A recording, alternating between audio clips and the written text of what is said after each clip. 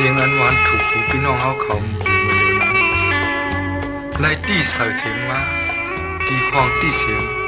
ยูบราดากาอเพราะพี่น้องเฮาเขาแม่นใจถูกหูจึงมาปั่นเองปั่นแห้งสีกำขาตีลั่นยูบราดาเขาใน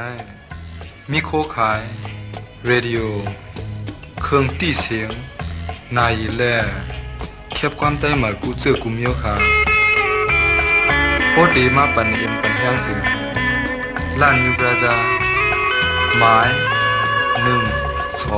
128เส้นทางวิชัยอานนท์หน้ากัดโดนลำไยเวียงเกียงหมักเมืองไทยขาออหมายเทเลโฟน2 3 5 6 4 1ก็ที่เสียงเปลี่ยนเจ้าของยูบราดาขาออตาพี่น้องใต้เฮาเขาตั้งเสียงเดสืบไล่เงินความใต้หมักเทียงนั่นขาวเจ้าของร้านยูบราดาอีกใจฉายเมาตึกคัดใจแข็งขาว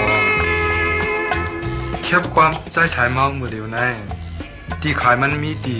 ร้านยูบราดาตีเหลียวก้อยขาเฮาพี่น้องเฮาเขาขึ้นอย่ามาสงเสกำขา